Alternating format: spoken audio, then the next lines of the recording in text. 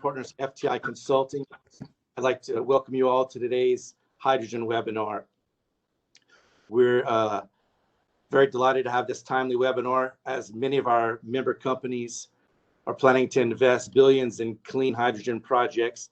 And we're also very excited about launching a new hydrogen initiative under the leadership of the U.S. Department of Energy and Ministry of New and Renewable Energy, and are delighted to have Deputy Assistant Secretary Beth Urbanas with us today from DOE's International Affairs Department. Beth, welcome. We look forward to hearing about all the great work DOE is doing in the hydrogen space, and also look forward to learning more about the upcoming Strategic Energy Partnership and how hydrogen will play a role in that. So Beth, welcome. Over to you for your comments. Thanks. Great, thank you. It's a real pleasure to be here, and I'm very excited to be talking about hydrogen. This is an important moment, I think, for hydrogen. We've been talking about the hydrogen economy in the United States for a long time, and I think we're seeing a point now globally where it's becoming a reality, at least from a commercial perspective. So it's a very exciting topic, and I think it's a fantastic topic for us to be taking up in the context of the U.S.-India Strategic Energy Partnership. So I'm going to talk to you a little bit this morning about the partnership and about the hydrogen work that we're doing at DOE, although this will be very high level because of the role I play. I'm like what we say here in America, I'm like the Missouri River. I'm an inch deep and a mile wide. The good news is we have some fantastic experts that I'm very excited that will be speaking to you from the DOE side, and that's Regis Conrad and Dr. Sunita Setayapal. So they are fantastic. You're going to really enjoy learning more about the specifics about what we're doing here on the U.S. side from them, but I'm here to talk to you a little bit about the importance of this issue and our partnership with India. As you know, India is absolutely a crucial partner for the United States. I have to say probably now more than any time. And nowhere is the strength of our partnership more evident than in the work we do together in energy. It's really a bright spot in terms of the U.S. government of India engagement, the energy space. We've been working for a long time on this relationship with India, and it covers a variety of areas. Obviously, trade has been increasingly important now that we are an energy importer, particularly in oil and gas. India is now a major importer of U.S. oil and gas and coal. And I don't think it's a surprise to anyone, but India is a major destination for U.S. investment across all of the energy value chain, and increasingly also in renewables and other advanced technologies, where we see India progressing and the United States progressing in a way that we can have those commercial opportunities together. We're constantly hearing from the private sector, folks like you, that India is a big target of investment for U.S. firms, and we want to help support that as best we can. In recognition of this increased engagement, the U.S.-India Strategic Energy Partnership was launched in April 2018 by President Trump and Prime Minister Modi. We've been very active then in shaping the agenda and moving forward, working together. Specifically, the Strategic Energy Partnership brings together interagency efforts in both countries. This isn't always the case, and you've probably run into that when you engage, at least on the U.S. side. I won't speak for India. You may go to one agency in the United States or two or three, and you may get different answers. This is a very evident area, a very evident case where we are truly working across the interagency with all the different departments in the United States. And I particularly want to highlight USAID, the Commerce Department, U.S. Trade and Development Agency, and also the State Department, who are working really closely with us and across the board with us, with our Indian counterparts. And of course, in India, you have many different ministries that are involved in the energy proposition. And so we are also working to coordinate, our Indian partners work to coordinate with us on that. So it's truly an all of government approach. And if you feel like we're falling down in that area, let us know, because that's important to us. Under the Strategic Energy Partnership, we're developing new areas of collaboration to support our common priorities between India and the U.S. We're also looking at removing barriers from investment and trade through dialogues with the private sector. This is perhaps the most innovative part of the dialogue that we have now. Our previous dialogues have been government to government. This one has a much stronger focus on private sector engagement, private sector to private sector, and with the governments. So it's very exciting. And we've seen a lot of success with this model with our gas task force, and we are hoping that this hydrogen task force will be equally successful. And we're very, very optimistic about the ability of the private sector to contribute strongly in terms of developing priorities and partnerships across the two countries. We're also very proud of the R&D collaborations that we have with India on applied energy topics such as smart grids and energy storage, advanced coal technologies, and carbon capture, utilization, and storage. We also have a really amazing engagement with India on basic science and topics such as high energy physics, which don't even ask me to explain. But I can tell you that India is one of the few countries where the United States can have a true scientific partnership on that level. And some amazing things have happened in basic science with our two countries. We could not have done it without working together. I think all of you know that our countries share an all of the above approach to energy security in terms of working to produce that energy more cleanly and utilize it more cleanly. And that is clearly what the focus is of the Strategic Energy Partnership. And I think the Hydrogen Task Force will fit in very beautifully with those goals. Just some background on hydrogen in the US. Hydrogen is an essential feedstock and fuel in many current and emerging industries, such as the petrochemical and refining sector, which are important in both of our countries. The US currently produces more than 10 million tons of hydrogen, roughly 1/7 of the global supply, mostly from steam methane reforming. So this is largely something that goes hand in hand with our fracking and our gas production. Thousands of fuel cells are already in use in commercial vehicles, forklifts, and backup power units throughout the US. There's an increasing interest in heavy-duty transportation, such as long-haul trucks and industrial applications for hydrogen within the US economy. In terms of the infrastructure for hydrogen, we have about 1,600 miles of pipelines, over 45 stations, and storage caverns. The next steps to expand the value proposition of hydrogen technologies are to grow hydrogen infrastructure, which is still somewhat limited in the United States, and to determine additional applications where hydrogen has a strong business case. Why hydrogen? Well, I think most of you probably know the answer to that, but hydrogen is going to be critical to the United States and to India to enable US energy security, energy resiliency, and economic prosperity. It's also a key part of the all of the above energy strategy that our countries are looking to pursue. Hydrogen can be produced from diverse domestic resources, such as through steam reformation, using fossil fuels with carbon sequestration, or through electrolysis using renewable or nuclear energy, or through other methods such as high temperature thermochemical approaches. Hydrogen and fuel cells can enable zero or near zero emissions. That's the amazing part. In transportation, in stationary power, and portable power applications. Hydrogen can be used as a responsive load on the grid to enable grid stability and gigawatt-hour energy storage, enhancing resiliency and addressing intermittency problems associated with renewable power.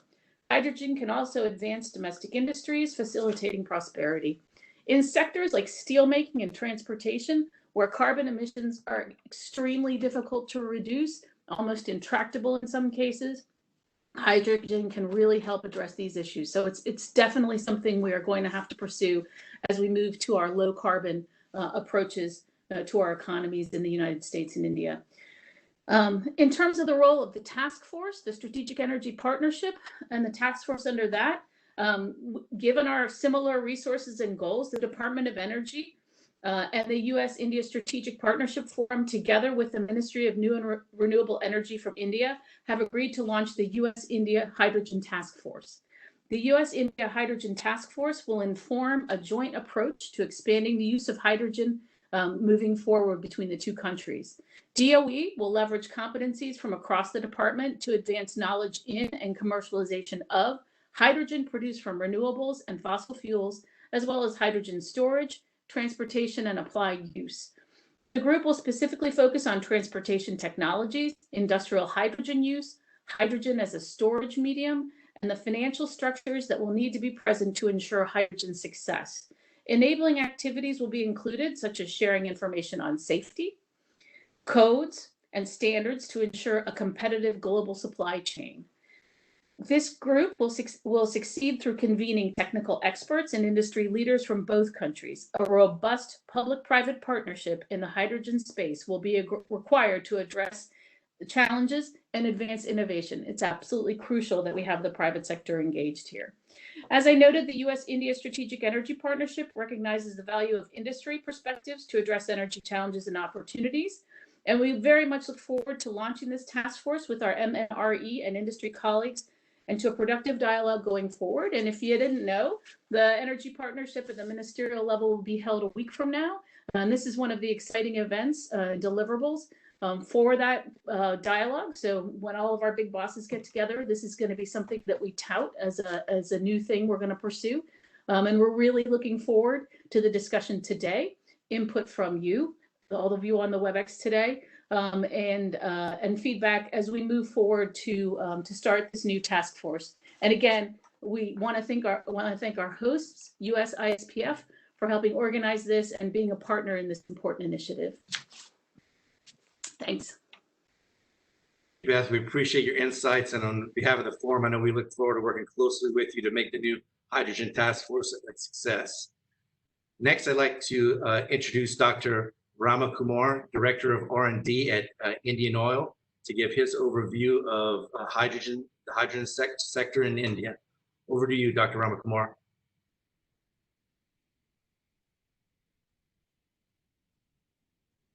Thank you, and I would be just sharing my views through a couple of slides in the next 8 minutes or so. First of all, thank you very much for giving me this opportunity to be in this panel, very important panel as far as hydrogen is concerned, and the partnership, as Elizabeth was just mentioning, the partnership between India and US is concerned on this important energy forum. I hope the screen is visible to all. Okay, so as Elizabeth observed that there's no need to underpin the importance of hydrogen, but in the context of India, it is all the more important that we should usher in hydrogen economy as quickly as possible, because for a person who is coming from a fossil fuel industry and from India's largest oil and gas company, hydrogen offers 3 times higher energy density compared to any of the products that we sell today, whether it is gasoline or diesel. And mitigation of carbon dioxide emissions, improving air quality, reducing the fossil fuel imports. In any of these national imperatives, hydrogen holds a great promise. Of course, on the technological development, if we need to rope in many of the fossil-based hydrogen production technologies. The CCUS technologies need to be perfected, and cost of production of electricity through renewable sources, especially solar in this country, is a great enabling fact for us to fasten the hydrogen induction into the main energy. Government initiatives, let me share with the audience, other than Indians, there are several government initiatives like Satat. There is a scheme called Satat, where waste to energy initiative, where agricultural residue will be converted into gas, biogas, and I see a great opportunity that this biogas can be reformed into hydrogen, and hydrogen can be integrated with this kind of program. Coming to Indian Oil and my R&D center, we are working on various hydrogen production pathways, as Elizabeth was just mentioning. Steam methane reforming, we are the largest producers of hydrogen in the country because we own and operate 11 refineries. So major hydrogen production is through steam methane reforming, but there's an urgent need to conjunct these hydrogen production technology with CCUS. We are also working on methanol reforming, coal gasification, water splitting, and also we are working on a very novel concept of producing hydrogen through solar thermal route. We have a collaboration with an Israeli Weizmann Institute of Israel, And we bet heavily on this biomass gasification, and we have collaboration with top-notch Institute of India, Indian Institute of Science, Bangalore, where oxy-steam biomass gasification, our preliminary studies indicate that this is going to offer the cheapest hydrogen production pathway. Of course, unlike Europe, where electrolysis, hydrogen through electrolysis is gaining a lot of prominence and almost tending to reach the economies of scale. Here, still electrolysis is in the formative stage, but solar-based electricity costs coming down is an encouraging feature to explore the electrolysis routes for hydrogen production. As I was mentioning you, the total hydrogen production is around 4 million tons per annum, of which refineries account for almost more than 50%. The rest of the production is from fertilizer industry and chlor-alkali industries. I did just compare the maturity levels of various hydrogen production pathways in terms of the cost of production, delivered cost of production, delivered cost of hydrogen. So gasification, biomethanation, these are in undoubtedly today steam methane reforming is the most cost efficient production pathway. Even if you conjunct with carbon capture and utilization, it is still going to be under to $3 at best kg. That is the level of maturity today. And on the storage front, also many schools, research schools within India, and many institutes, including my own institute, are working on both physical hydrogen storage means as well as material-based hydrogen storage. For example, we have a very active collaborative program with IIT Kharagpur to develop composite-based Type 3 cylinders.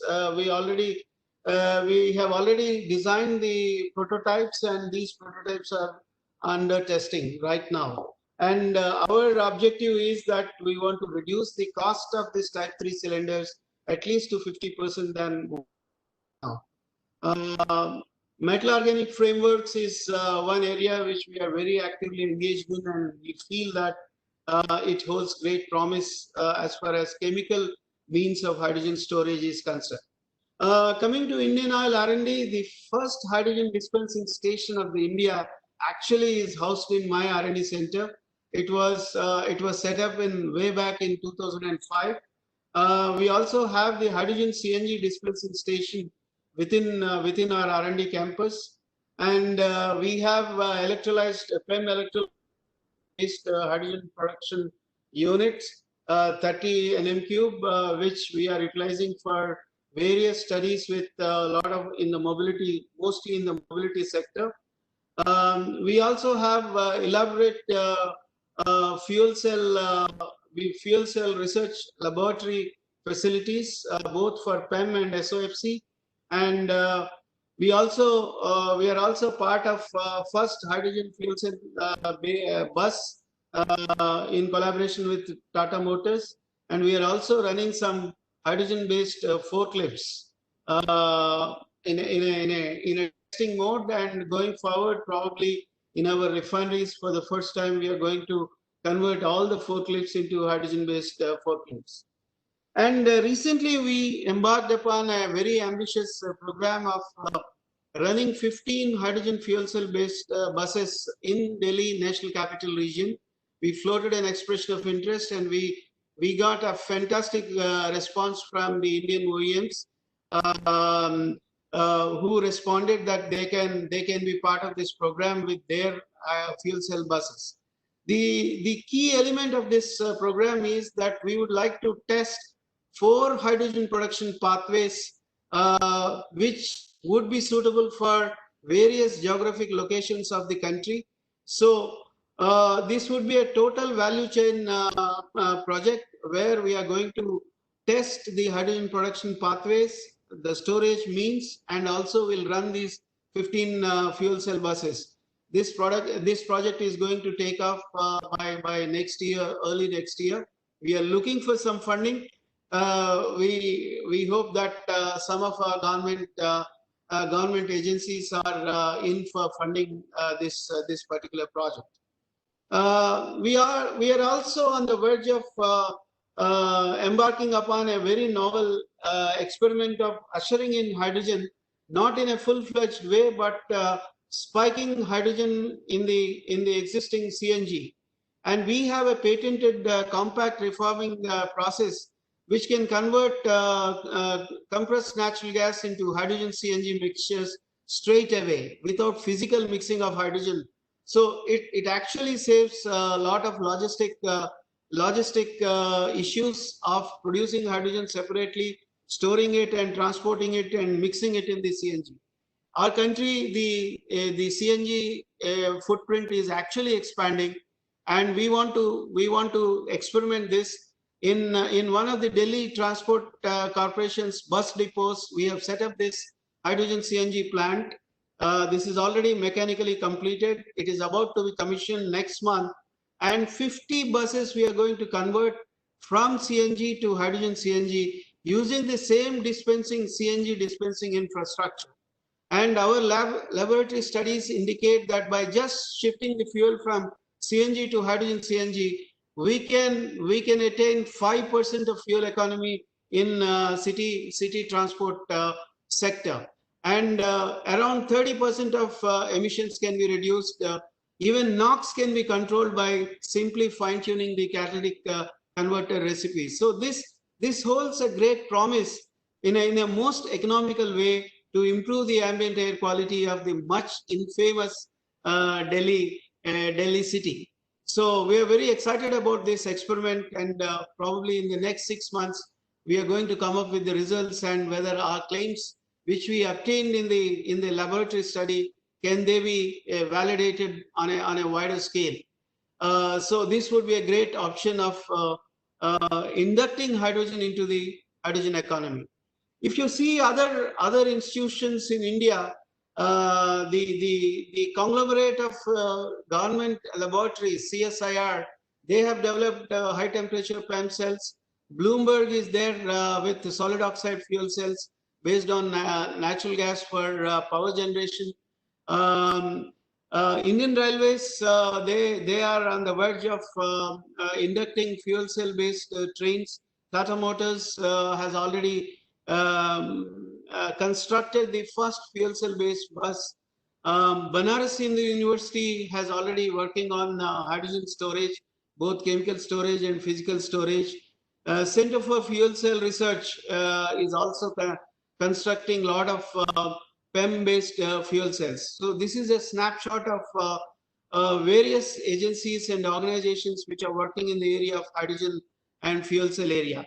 So to conclude my presentation, I sincerely feel, and Indian Oil feels, hydrogen holds great promise as an energy carrier and there is a natural synergy for oil and gas sector. Indian Oil as a company is working on various along the value chain of the hydrogen, both starting from the production, storage, transportation, and the application in mobility and industrial sectors.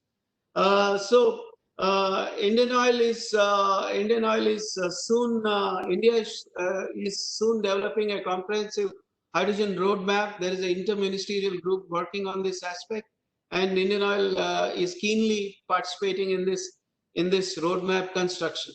Indian Oil is extremely open for collaboration with US institutions, especially US DOE, to any of our programs and making these dreams a reality.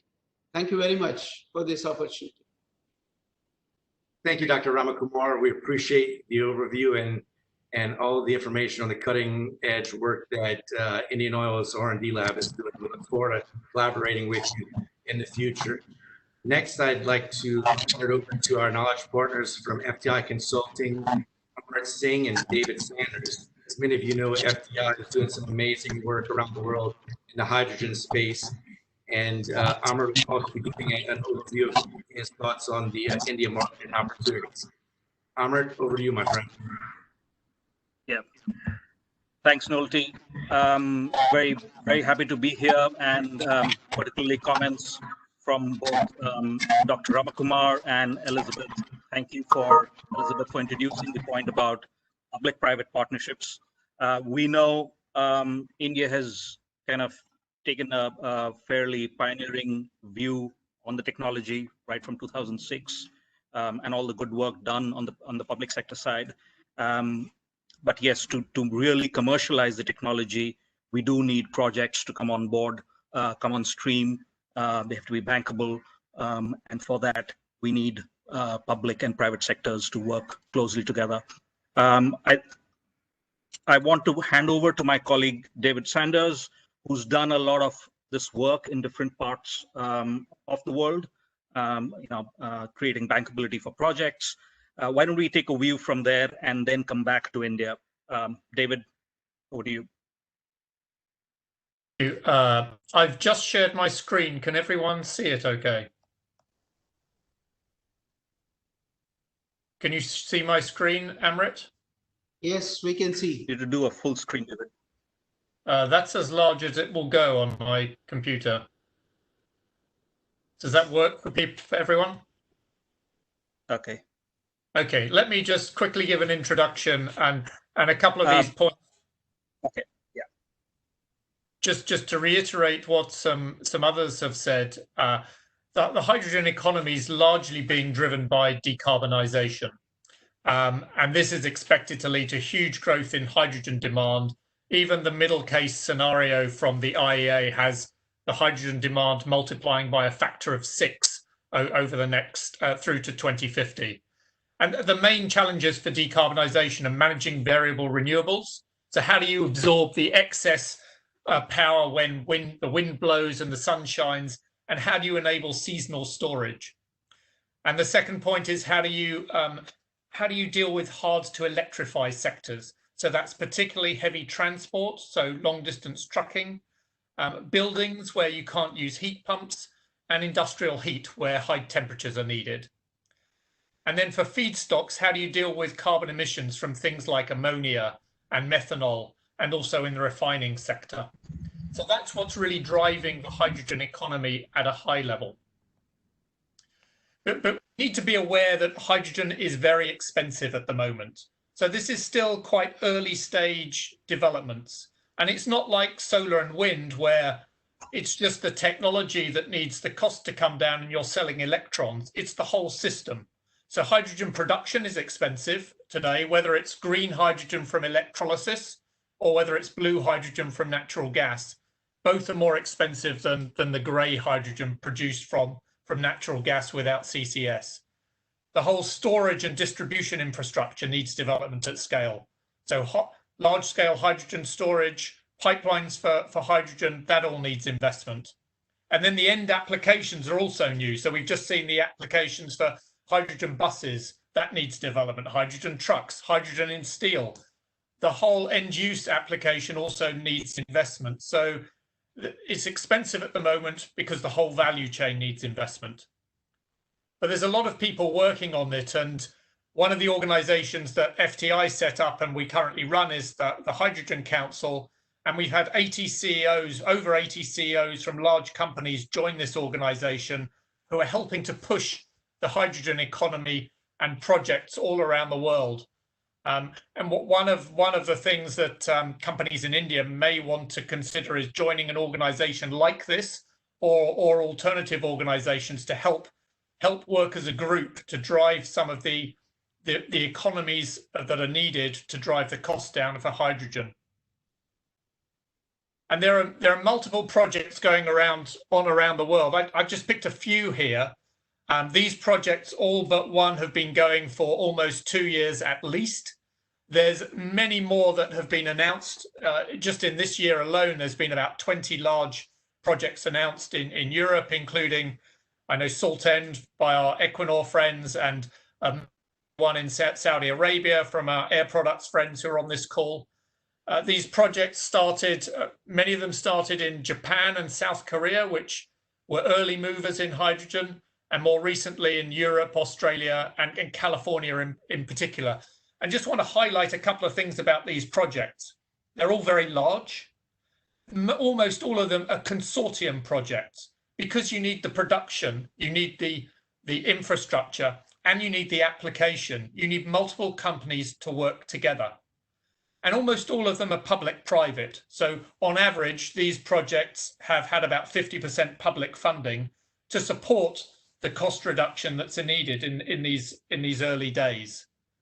And the other point to make is that some of them are blue hydrogen, some of them are green, and they're testing all sorts of different end uses, whether it's steel, whether it's ammonia, whether it's trucks, whether it's trains, all sorts of different applications and end uses are being tested. And that's just a quick introduction that we wanted to make for what's going on at a global level. Back to you, Amrit. Thanks, David. And before we go deeper into the hydrogen economy, what does it mean for India, the challenges, etc., I thought it would be good to get Sunita to give a perspective from the DOE side. I know Sunita works closely with the Hydrogen Council as well. Sunita, why don't we cover that and then go back to this discussion?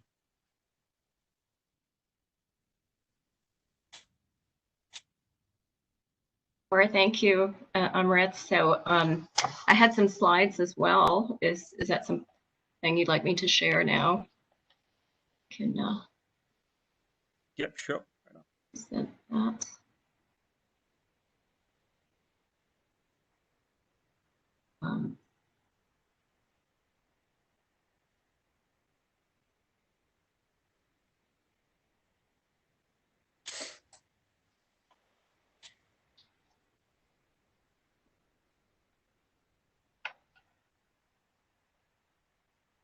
Okay, great.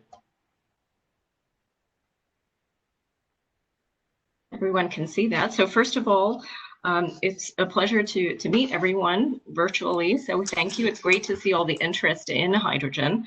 And I've met some of you before, but I've actually been at DOE. I just passed my 17-year anniversary, over 10 years directing the hydrogen fuel cell office.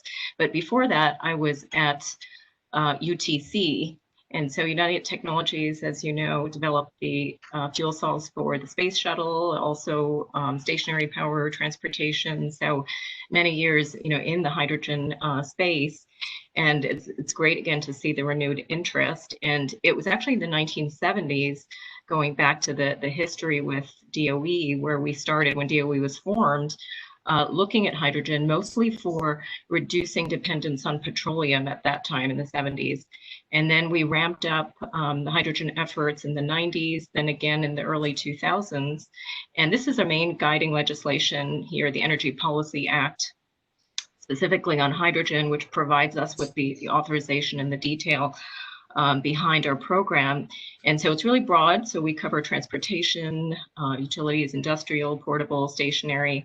And to give you an idea of the program to date, again, it's varied over the years, but we have over 100 organizations. And again, it's very broad. So I'll give you just a flavor. I got your questions last night, so I quickly put this together to see if I can cover some of those questions. And this year we have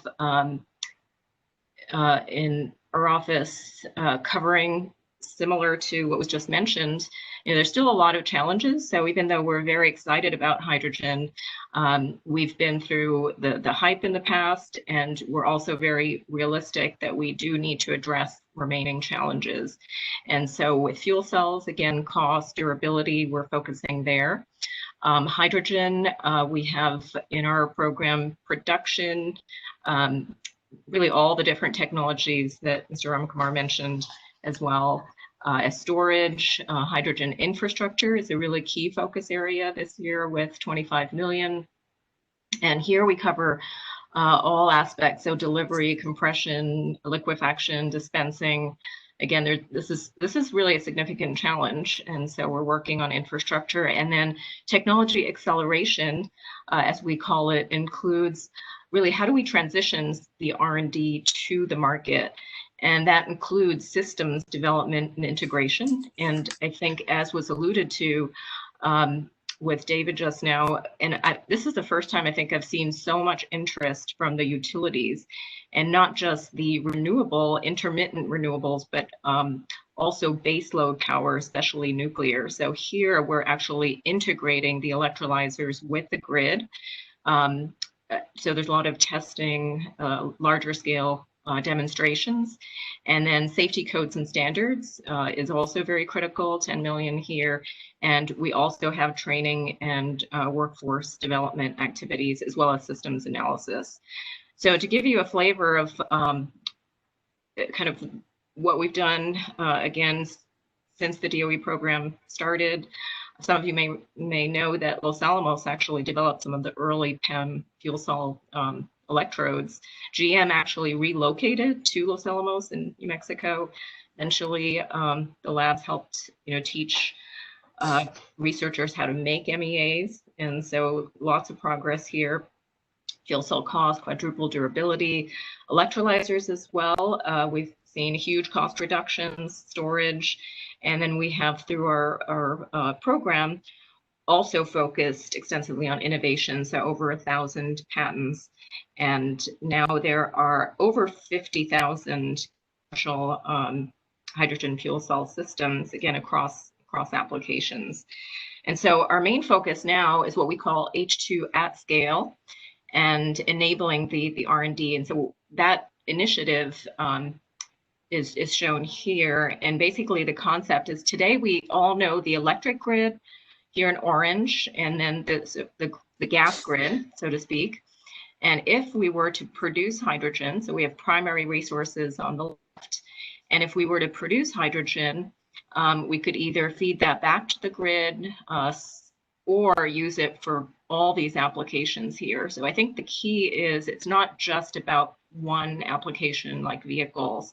It's really, the real value is that you can use hydrogen across applications and across sectors. So it allows you to couple and decouple from the grid in unique ways. And as opposed to just electrons to electrons, for instance, with conventional energy storage. So that's really the overarching concept that we've been focusing on. And so our program has a two-pronged effort. We have early stage R&D, and I thought I'd share some examples of how there might be interest in working with us. So we have a number of consortia where we have national labs. We have 17 national labs, 50 Nobel Prize winners, really unique capabilities. And then we bring in industry, universities, other national labs through projects, so through competitively selected projects. So we have consortia on hydrogen production, for example, PEC, solar thermochemical, some of the really early stage research, materials, compatibility, materials for advanced research consortium. That's where all the MOFs and the storage takes place. And then reducing or eliminating platinum group metals is a major focus. I think, as we all know, that's one of the challenges. And so ElectroCat consortium. And then we just announced, we'll talk a little more about this, 2 new lab consortium. You may have seen the press release. Our undersecretary announced it just a couple of weeks ago. H2 New, which is going to be focused on electrolysis, driving down the cost and meeting efficiency and so forth. And then what we call the Million Mile Fuel Cell Truck Consortium. So again, heavy duty transportation is really going to be the big focus here, as in many other places, and durability is key. So we'll be focusing there. So in addition to the early stage work, we also have later stage demonstrations and activities. And so this is one other mechanism, the H2 at Scale Consortium, where we provide funding, but we have, for those who may not be familiar, we have what we call Cooperative Research and Development Agreements, CRADAs, with industry typically, or strategic partnership projects. And we have 25 projects now with industry, and these can really vary from energy storage to infrastructure, to safety codes and standards, but it's really what's needed to move the needle and really achieve this vision of H2 at scale. So we have some new projects that we announced, and so we can see here. I'll get back to that, but I think basically that the key is really cost. So in addition to the demonstrations to ramp up scale, I want to emphasize the importance. Again, we have a balanced perspective, so we really feel that we need to continue the innovation, the R&D. And in the US, as you know, we're really market focused. So as opposed to top-down numbers of number of vehicles, those types of metrics or goals, we're really focused on how do we get the technology to compete with conventional or incumbent technologies. So for each area, we have concrete targets. These just show you examples of cost targets and of what's needed to be competitive again in that application. And then we assess based on all our progress, where are we compared to those targets? And that helps to guide the portfolio. And so this shows you, for instance, and we'll provide all these slides later, but even if we get to economies of scale and mass manufacturing, we're still not quite where we need to be, for instance, in hydrogen storage, fuel cell cost, hydrogen cost. Again, obviously from natural gas, it's less than $2 per kilogram. And so we used to do a lot of research on natural gas, reforming distributed natural gas, but we're really focusing on how can we get the cost down. We do have some work actually on natural gas to solid carbon plus hydrogen, so you don't have any CO2. But this just gives you a snapshot of where we are, since I think one of the questions you had was what more research is needed. And then we're also looking, very strategically, if we're really going to get hydrogen at scale, what's the resource availability? So we've looked at solar, wind, the green here is nuclear, also looked at fossil fuels. Where could that hydrogen be used, and what's the demand potential? So again, we've looked at a number of different applications, end use applications from vehicles to steel manufacturing, ammonia production, really a lot of the biofuels production. And so we'll be publishing this shortly. And we have also launched specific demonstration projects. So California, I think as many of you know, has been the leader because of the zero emission vehicle mandate. 8,600 fuel cells, in fact, vehicles, more than any other country. But there's a lot of interest now in states beyond California.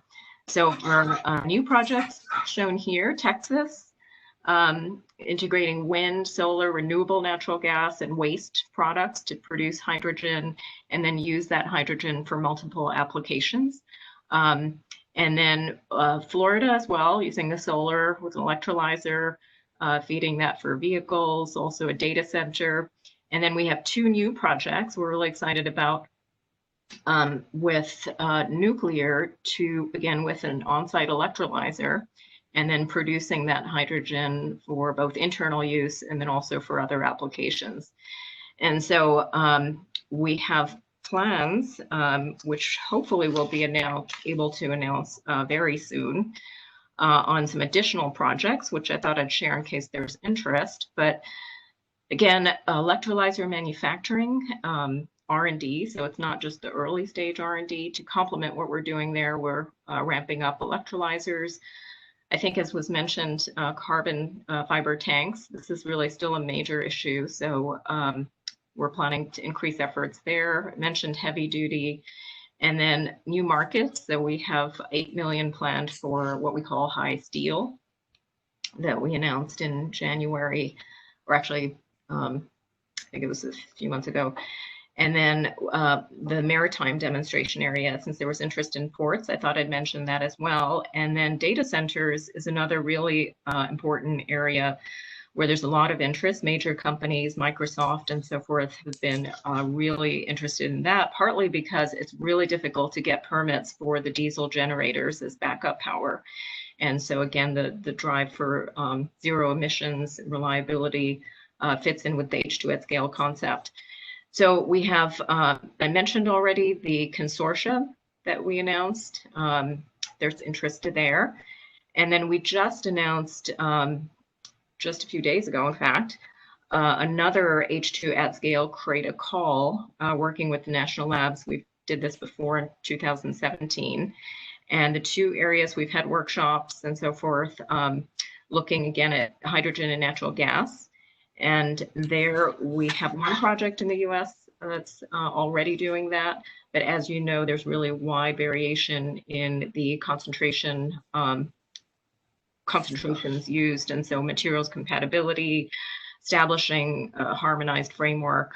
So I think, all the parties know what the acceptable concentration is, what materials to use, equipment. This is something very much of interest, and we've had workshops and also engaged with our partners in our Office of Fossil Energy and Department of Transportation and so forth.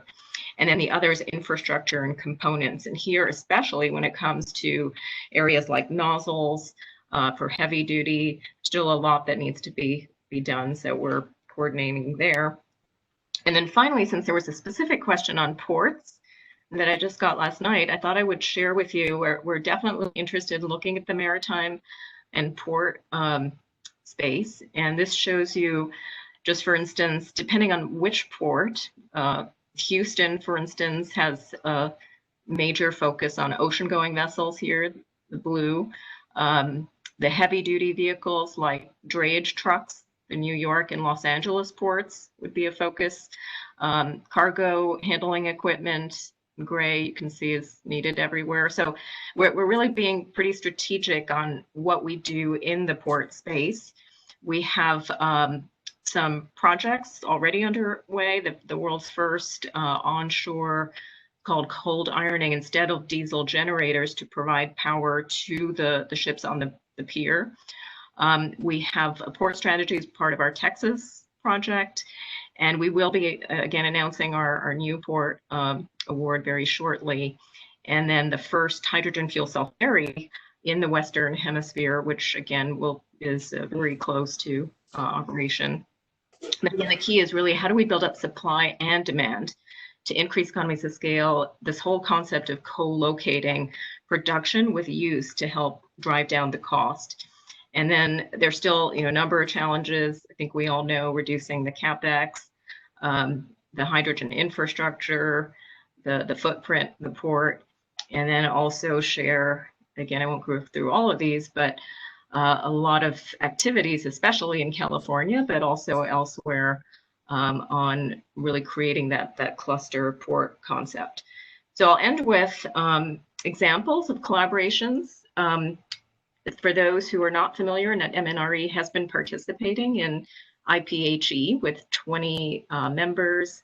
Again, a lot of collaboration there. We have one current partnership with Sandia National Lab in IIT, but a lot of previous examples. In fact, when you were mentioning the hydrogen storage workshop, I was actually there in 2005 when I was responsible for hydrogen storage in India. So it's great to see the interest. We've had visits from PESO, Indian Oil, of course, Dr. Malhotra over the years, H2CNG tanks, a lot of interest there, peer reviewing our activities. And then these are just a few examples I thought I'd throw out here, but look forward to future discussion. A lot of interest in the safety codes and standards, sharing information. There have been incidents, and so we do compile that information, create training resources. Over 40 companies. The Hydrogen Council is a partner on the CHS. Again, a lot of interest here, so we'd like to emphasize the importance. And then we've also specifically received interest from an MNRE on the data collection, especially for the vehicles. So we have about 60 buses. And again, we collect data to help inform future R&D needs. And then we have a number of very specific applications that we would be happy to discuss if there is interest in collaboration. So I'll end with save the date for our annual merit review. Again, it was canceled this year, unfortunately, but we have over 1,000 people planned, a lot of resources available. And then for those who are not familiar, as you know, since hydrogen is element number 1, 1.008 is the atomic weight. And so in the US, October 8th was designated 10/8 as National Hydrogen and Fuel Cell Day. So I think it's the only element with its own atomic weight day. So again, we try to publicize information. One of the challenges is actually there's not as much known about hydrogen compared to solar, wind, batteries, other technologies. So education and outreach is also an important component of our activities. So with that, I will turn it back to you, and thank you again for organizing this webinar.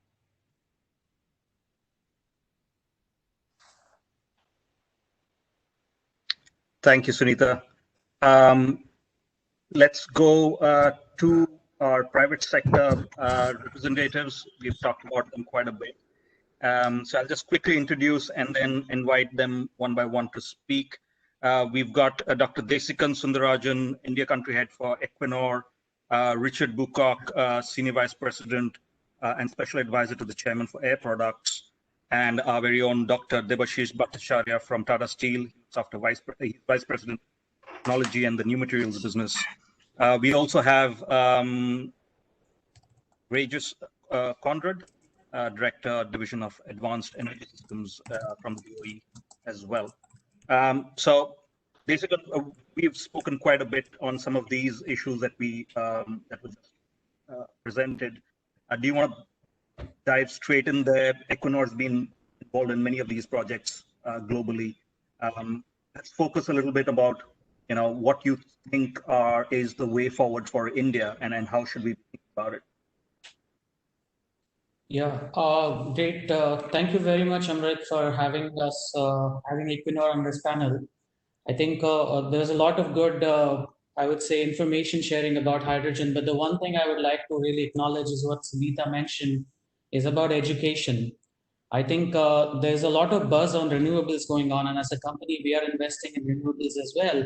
But we really need to educate the world that across the energy systems in the world, 75% of it is molecules, and hydrogen plays a significant role in decarbonizing this molecule-driven energy system per se. When we look at India specifically, I think India has a very strong role to play when it comes to choosing the energy system of the future, because it's a large energy player. A large demand growth is coming from India as well over the next decade or so. And if India actually introduces hydrogen in this gas interplay over the next 5 to 10 years, India can really become a very high demand center for hydrogen. Primarily also because in India, there's a lot of flexibility of energy systems, very small scale in transportation as well as large scale industrial. And that flexibility can actually make different types of business models viable for hydrogen, which lack in other parts of the world per se.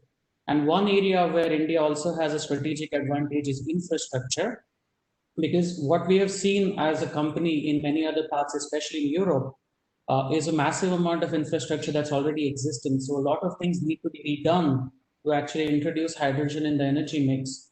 But India actually has that advantage because the infrastructure is in its growth period, and there is still time for introducing hydrogen in the mix. So all in all, I think one great example what MNRE and SECI have done is showing some innovation in bidding mechanism and the scale that India has to offer to drive the price of renewable sector down. There can be a story rewritten for hydrogen in a similar way if targets are set and ambitions are set and partnerships are created with real projects.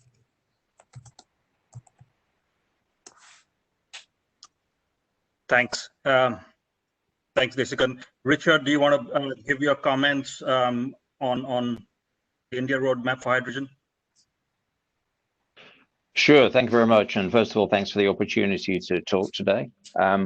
I was sent some questions in advance, so I'll probably take just the kind of blend of those questions to make my opening comments. One of the first questions was, what is Air Products doing in hydrogen? Well, Air Products has been in hydrogen for over 60 years. As some people have heard me say in the past, we have collaborated with a whole range of organizations, from the Gemini missions through the Apollo missions, the space shuttle missions, and it was great to hear that reference to hydrogen fuel cells in space shuttles, because we provided the hydrogen for the vast majority of those missions, as well as the engine testing. We're the world's biggest producer of on-purpose hydrogen. So when it comes around to things like scale, we're already producing 3 billion cubic feet per day of hydrogen.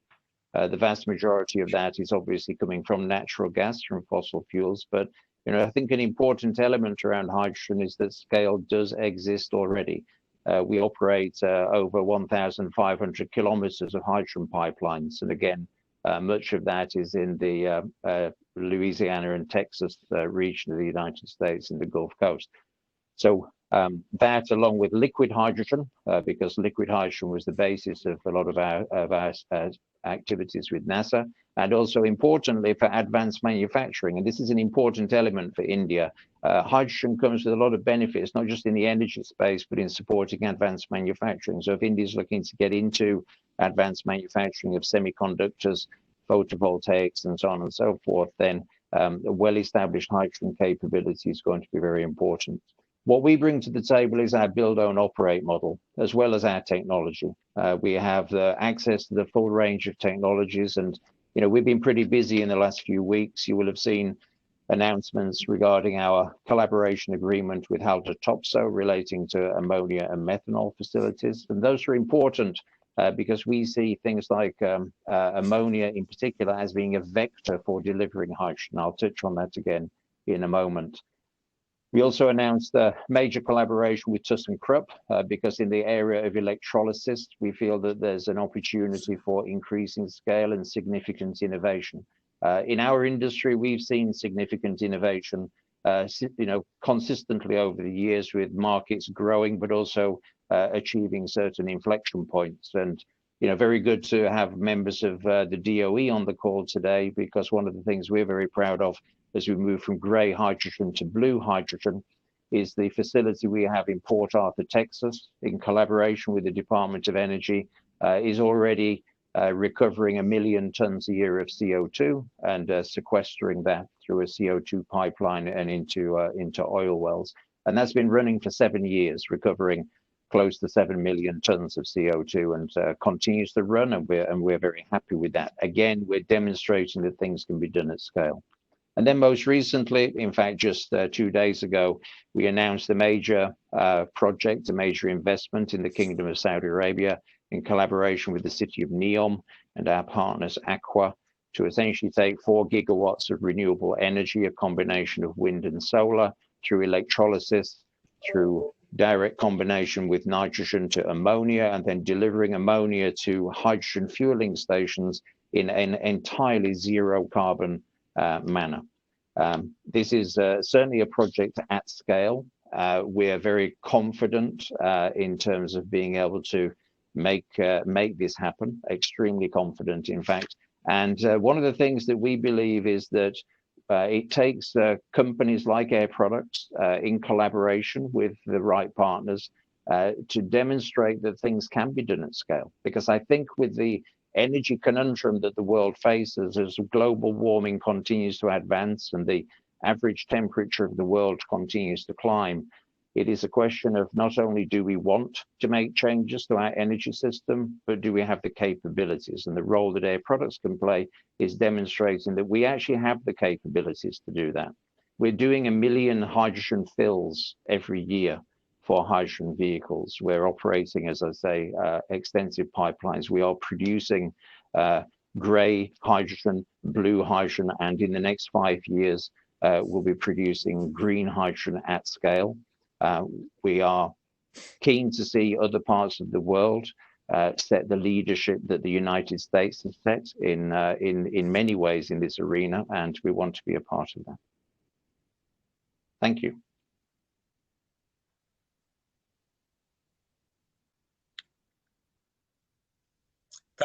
Thank you, Richard. Since you talked about reliable partnerships, that's a good cue for for Debashish Bhattacharya to come in and talk about the perspective from Tata Steel. Debashish. Hello, can you hear me? Am I audible? Yes.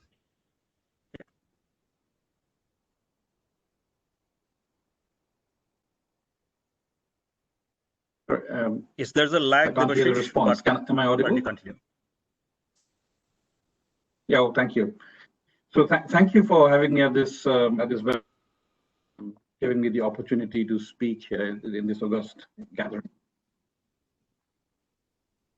Okay. Hopefully, I'll try and speak a little slowly, so that echo doesn't catch up with what I'm saying. So thank you for having me here today. It's really a pleasure and an honor. I'll go straight into the subject. As you know, and many of the speakers have already talked about and mentioned about the steel industry, and the fact that the steel industry is known to be hard to abate, and that's because of the amount of CO2 that comes out in the process, predominantly in the process of reducing iron oxide. So roughly, a rule of thumb, 1 ton of steel gives 2 tons of carbon dioxide. And imagine the world makes about 1.8 billion tons of the material. So that's 3.6 billion tons of carbon dioxide. That is hard to abate. Now, there are 2 ways of addressing this, and we have to address this as a sector. One is CCUS, and as you know, technologies are not ready and not cheap. The other, of course, is to change the reductant from carbon to hydrogen. So hydrogen therefore becomes a dominant strategic play for the future roadmap of the steel sector. And we in Tata Steel have taken a position that we will go ahead and create our own roadmap for reducing our carbon footprint and in the attempt to go to net zero carbon. And the way we are positioning ourselves is essentially to look at green and economical hydrogen at scale.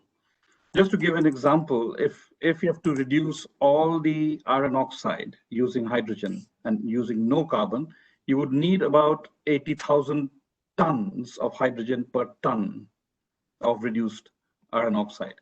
That's huge. And that you need to get green, and you need to get economical in order to have the steel that's coming out economical. So given these challenges, and the additional challenge the green gives is the fact that power in India is not green. And if you look at the way power is going to remain in India for the next 15, 20 years, although the proportion of renewables increases, but it's still predominantly carbon-based. So electrolysis-based hydrogen would not be green in India when you need hydrogen at scale for the steel industry. So our roadmap for hydrogen is not dependent on electrolysis. It is dependent on other routes. And one of the factors that we consider in choosing a route is whether it uses one of the steel plant byproducts, steel plant byproduct gases. Then that's one way to keep the hydrogen green and low cost. So we are collaborating with the US University of Ohio State University, with the chemical engineering department on one of the chemical looping technologies, which uses steel plant off gas. Essentially, it actually uses the blast furnace off gas and the steam that is generated from within the steel plant to carbon capture and then to produce hydrogen. So this hydrogen has been demonstrated, as some of you may know, at Ohio State University. And when you work out the numbers using steel plant-based gases, you can think of, you can actually aim for hydrogen at the rate of about $0.50 per kg. which is substantially lower than what you would get from other known technologies. So we are looking also at another technology which uses the hydrogen sulfide that comes out of coke oven gases. The current technology of handling that hydrogen sulfide produces sulfur dioxide and water. Sulfur and water. So we would produce hydrogen and sulfur using a different route, and that's at a lower TRL level, whereas the carbon looping technology, which I talked about earlier, is at a higher TRL level. We are also looking actively at biomass. And we are at a part of India where there is biomass available in the eastern part of India, and this, in a way, plugs into a problem of disposing biomass, and this would help in using that biomass to produce hydrogen, using the similar technology as Dr. Ramkumar mentioned a little while earlier, oxy steam, using oxy steam to produce hydrogen from biomass. So our aim our roadmap of hydrogen involves no electricity, no electrolysis, but using technologies that produce cheap green hydrogen. And most of the challenges that come up, and I'm just referring to some of the questions that you had circulated last night, that what are the challenges that we face? Of course, the main challenge we face is the volume. As I just mentioned, 80,000 tons per ton, 80,000 tons of hydrogen per ton of steel would be needed, and a typical steel plant is about 10 million tons. Yeah, so sorry, 80,000 tons per million ton. So 10 million tons is 800,000 tons. So that's a lot of hydrogen. So the scale is very important for us. And of course, given that scale, that hydrogen needs to be available locally. Otherwise, it again, cost becomes a factor. And most of once you're using hydrogen in making steel, you're taking the carbon out.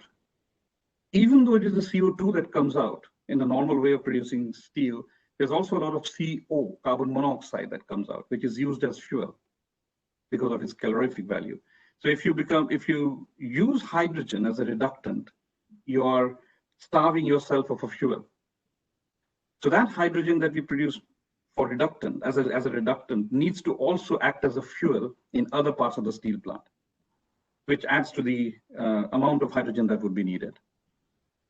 So there are these associated challenges other than the volume that need to be tackled when we talk about a hydrogen-based steel making.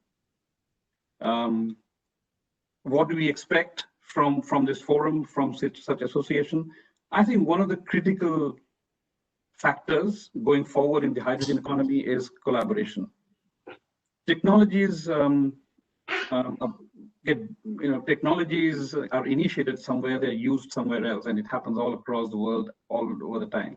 And it's important that these platforms allow the initiators and the users to mix and collaborate on technologies, take ideas forward and implement them wherever they are useful. So we found a partner in Ohio State University, and we're trying to use it in India because that technology suits the local conditions, right? So we hope that such a forum as this one would enable and encourage through whatever means, even maybe government funding for such collaborations to happen and proliferate. And of course, the effect that we see as end result of all this activity is social benefit. We would have a steel sector which is with a significantly lower footprint of CO2, which would save jobs locally, and it would save jobs across geographies, especially if we have collaborations on technology across geographies. So with these words, I would like to thank you and the organizers for inviting me and letting me share my views. Thank you.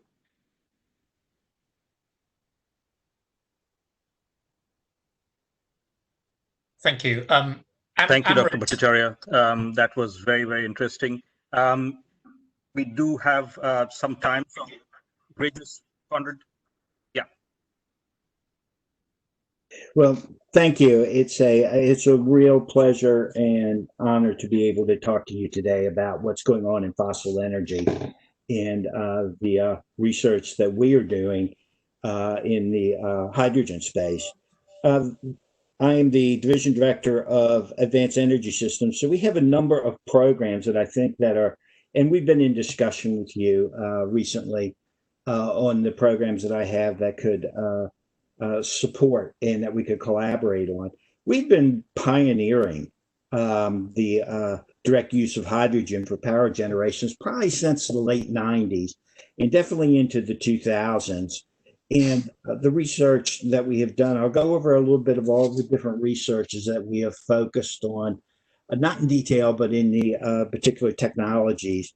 We've been looking at the gas turbine and developing combustors for the gas turbine. And through that R&D, have been able to replace those combustors that normally run natural gas combustion in commercially available turbines that can address and use hydrogen. There's still some work that has to be done in that space. And to support that transition for our hydrogen economy, if we were to go 100% hydrogen or high hydrogen blend fuels, we're going to have to look at such things as flame stability and understand better the flame stability, the flame speed, and the density of those flames for our gas turbines. But it can be done. We've shown that the work that we have done, that we've been able to develop combustors that will work in those turbines. Gasification. Gasification is going to play a key role in the production of hydrogen in the future. Right now, if you look at the economics, gasification with water shift gas, the production of hydrogen is probably the most economical hydrogen that we're going to get right now from coal.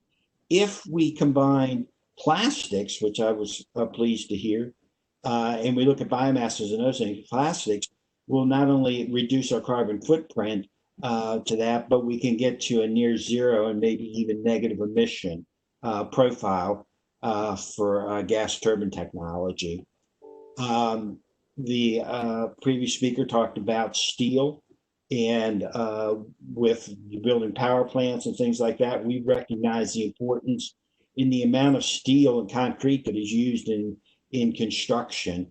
And so we are looking at those steel and hydrogen, and have been collaborating with India on that. And one of the challenges I had was to close that loop with the chemical looping research that is ongoing at the university, and that seems to be going well. We also have a very strong fuel cell program. I have the solid oxide fuel cells. I don't look at the other fuel cells. They're stationary fuel cells. We look at them for the stationary use. We're also focused on solid oxide fuel cells for the data centers, just as Sunita is. And what is also that we have been looking at is reversing them. The solid oxide fuel cell run in reverse is a great electrolyzer and will produce hydrogen. So we're focused on that R&D. Just recently had a funding opportunity announcement that is closed, and part of that is to look at improving the efficiency of those electrolyzers, reducing the cost of those. You know, we talk about hydrogen and transportation and storage, and that is probably going to be one of our greatest challenges that we're going to have to focus on, because materials. We all know the challenges that we have with materials, and we need to look at better materials to enable us to do this economically. And even in our use of those, there's some applications that we're not going to be able to use the carbon fibers or something. We're going to have to go to metals, and how do we deal with that hydrogen embrittlement? That could be a very strong possibility that's going to have to be addressed. You had asked to address some of the R&D that we're doing, and I just have three quick ones that, if we're going to look at gas and hydrogen, so we have to look at the impact of the blend of hydrogen and natural gas and the delivery system of that. We need to look at we're looking at multi-contaminants and gasification. How do we clean those up to produce a high hydrogen syngas? We're also looking at water gas shift reactors with membranes to produce high purity hydrogen and the CO2 stream from that syngas. With that, there was a question about export of hydrogen. It's not my office. I'm in the Office of Coal, but we do have in fossil energy the Office of Natural Gas and Oil, who license the export of LNG. We feel that the office is positioned to deal with the complexities and the challenges of using those export ports for now not only exporting LNG, but for hydrogen. And with that, I'll stop. And I thank you very much. Thank you, Regis. Amrit, do you mind if I butt in and ask a couple of questions? Please, David, shoot away. I guess I'd be interested in where should India be investing in early days in hydrogen? When we look at our work with other countries, places like Australia, the Middle East, North Africa are seeking to be exporters of hydrogen.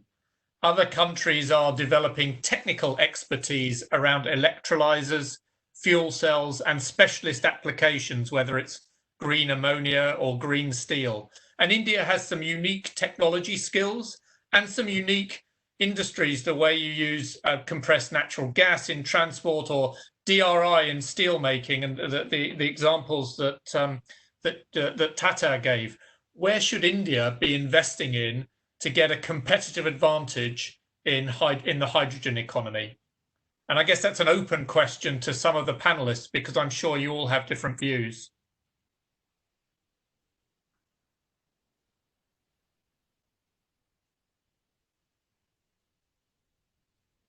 Yeah, can I respond with my view?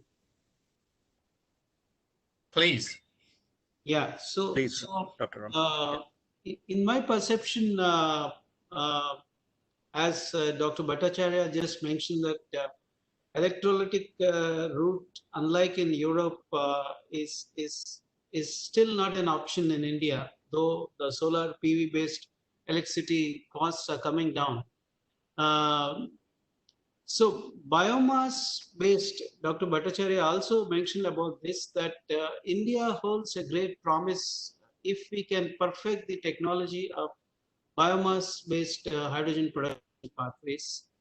And also we should not be disregarding the fossilized sources like steam methane reforming. All said and done is still the most mature technology today. And if we can have a cost effective carbon capture and utilization technologies hyphenated with SMR, then probably that is the best bet to start with for India. At least the gray hydrogen can be turned into blue hydrogen, if not green, in a much more cost efficient way. Today SMR is the most cost efficient way of producing hydrogen, given the natural gas prices are going down. And little bit, but what we require from US especially is some kind of collaboration both at research level to bring down the cost of carbon capture technologies.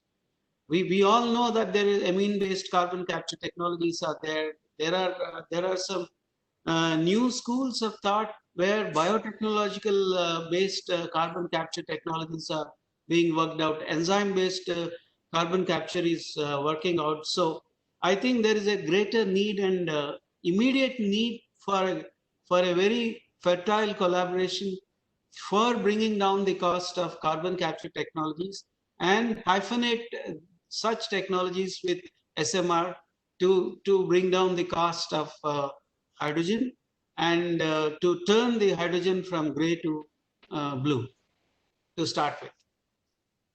So thank you very much, Dr. Ramakumar. That's a very, very good answer. We're going to have to close in a few minutes, but I wondered, does anyone else have a response to where India should invest to get a competitive advantage in the clean hydrogen space? May I add? I'm Devashish from Tata Steel. Please. So I completely agree with Dr. Ramkumar. So there are two factors which are very, very clear for India. One, in the medium to long term, India's electricity is still predominantly coal-based. So electrolysis does not seem to be a solution. Number two is, given all the thermal power plants, given the increasing intensity of steel that will happen in India, you cannot wish away the blast furnaces. As long as you cannot wish away the blast furnaces, you cannot wish away coal. So you will have, or we will have CO2. So there are two imperatives. One, we will need to have a CO2 capture, a convenient CO2 capture technology, which is cheap. But tagged on to that would be a utilization technology. What do you do with CO2 capture if you can't utilize it? And the geology of India doesn't lend itself to sequestration underground or in deep sea wells so far, as we know today. May change in the future. But as we stand today, utilization of the CO2 is imperative. And there is no technology or no product line available today which can use that much amount of CO2. So that's an area which is still gray, and it needs to happen because of the reasons I mentioned. Therefore, it is imperative we have hydrogen, and the hydrogen has to come from a biomass route or a route that utilizes existing byproduct gases of the industry, which makes it cheap and green and is not reliant on grid electricity. And those routes, biomass route is a given route, but the other route will depend on the industry one is dealing with. So I think this is the general scenario in which we have to work. For industrial use of hydrogen, we have a leeway. We don't need 99 level of purity, 0.99 level of purity as is needed in automotive.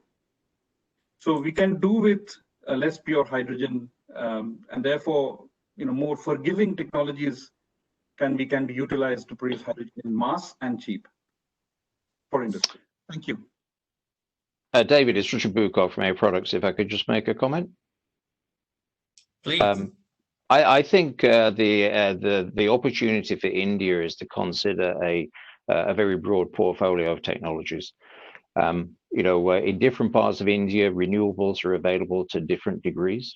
One of the areas that we're focusing on, as well as carbon capture, and I certainly agree with the comments around utilization, is if we step up a level, every country has to make its own decisions around its energy strategy, its energy policy, because a government has a duty to its citizens to ensure that people have affordable, reliable, efficient energy. And so one of the areas that we're working on in India is India has substantial quantities of indigenous coal. I know that coal is literally a dirty word these days, but it was mentioned a few minutes ago that gasification has a really important part to play. And I think an area that India can really accelerate on is taking advantage of established coal gasification technologies and focusing some of that innovation and that investment around the carbon capture and utilization aspect. The other component I would say is where standards and where technologies exist in the rest of the world, then adopt them rather than try to reinvent them. Those would be my key guidelines. Thank you for those insights. And unfortunately, we're running close to our hard stop. And I just want to thank everyone for participating in the webinar today, especially Deputy Assistant Secretary Beth Urbanas, Dr. Ramakumar, and also want to have special thanks to MJ Giordani and Elena Thomas Kerr and my colleague Siddharth Aryan for all their hard work in developing this new initiative and the task force that'll be announced soon. So thanks everyone. Hope you stay safe and healthy and hope to see you all soon. Take care. Thank you, Nolte. That concludes Have a good day, everybody. Thank you. Thank you. To all. Bye-bye. Thank you. Bye.